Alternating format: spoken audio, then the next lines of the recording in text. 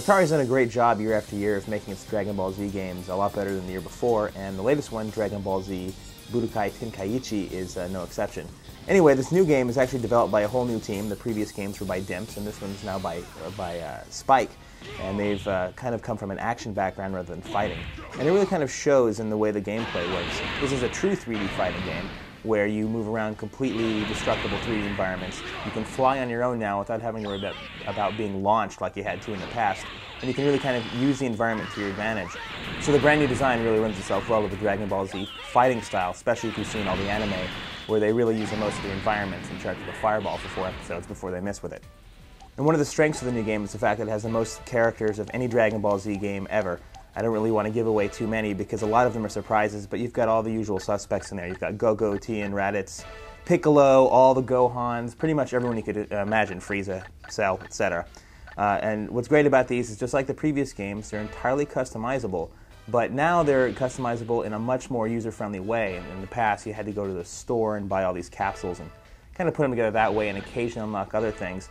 Now, whenever you do anything in the game, you unlock some kind of cool bonus that you can then use to upgrade your character in a very easy-to-access menu whenever you play the game, actually. Another big plus this year is the fact that the AI is really ramped up. Even though it's still kind of easy on the lower modes, the harder modes and even the default medium difficulty are actually really tough. The CPU is incredibly aggressive, and they're on you from the second the match starts, and they will seriously put some hurt on you. Wimp. I'm also a big fan of the presentation this year. Spike has really outdone itself and pretty much ripped absolutely everything from the show that you can imagine so that it looks just like you're playing the anime. Not only do you have the true American and English voiceovers, but you also have the original Japanese voiceovers as part of the menu process as well, so that's a big plus for fans of imports. Now, one of the things I didn't like about Dragon Ball Z Budokai Tenkaichi was the fact that it still doesn't support online. It would have been terrific if we actually had it for once, because as fanatic as that audience is, I don't think you'd ever have any problem looking for a guy to fight. That said, there's still a ton of very cool community options for players to get together in a house and duke it out, and there's really no shortage of things to do if you're all in one place. For instance, the World Tournament mode allows users to build their own tournament with as many players as they want, CPU or human, so that they can literally go up the ladder and fight as many matches and get an ultimate champion. You can also do the traditional dueling mode, which every fighting game has had since the dawn of time. But what's particularly cool is the Z Battlegate, and that's really more of a one-player game. But what the Z Battlegate is basically the retelling of all the Dragon Ball Z sagas through a story mode. And the way it's structured is each match has a specific goal that you have to complete while fighting.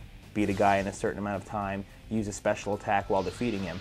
And those moves will then result in you unlocking the next piece of the story.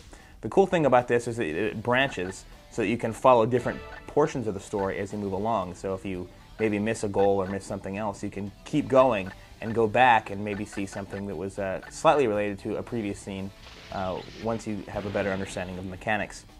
What's great about this is that every Dragon Ball Z saga is in there. The Android Saga, the Frieza Saga, the Saiyan Saga, Majin Buu Saga. All the sagas that you can imagine that were in the series are in the game as well. There's even a couple of bonus ones that I won't mention because that'll ruin the surprise. Needless to say, you can go out there and you can basically relive all your favorite moments from the series, and that's particularly cool for people who maybe not be familiar with all the sagas, as they can jump right in and figure out what's happening without having to be too lost. As good as the presentation is, there were still a couple of issues that kind of held Dragon Ball Z back from being as great a fighting game as, say, something like Soul Calibur or Street Fighter, things on that level. Of course, the biggest problem is the fact that there is a noticeable camera issue when you hit the corners of arenas. Basically, it's caught behind trees and rocks, and it takes some moving and adjusting before you can actually see what's going on. So that was a bit of an issue. Another issue is the fact that when you're playing through the tournament mode, it's a little bit easy to cheese your characters out of the ring because of the small size. There's a slight way around this if you fly around the arena, but if you go ahead and charge your opponent, regardless of his AI level, it's really easy to get him out there. So make sure you play a human in that mode rather than a CPU, because that is a bit of a weakness. And of course, you run into the same problem you've run into with every Dragon Ball Z game, regardless of who's developed it.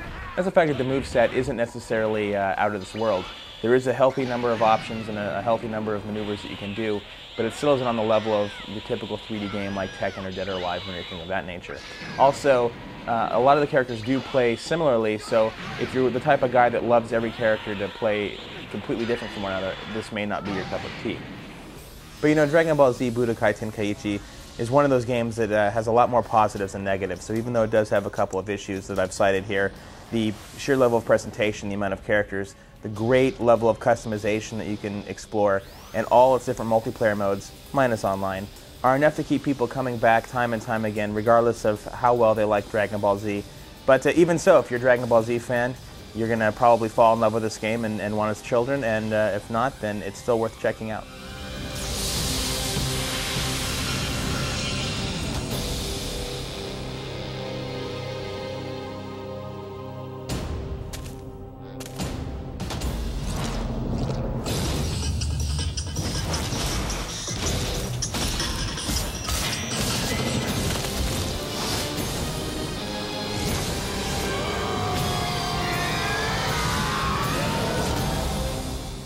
Kamehameha!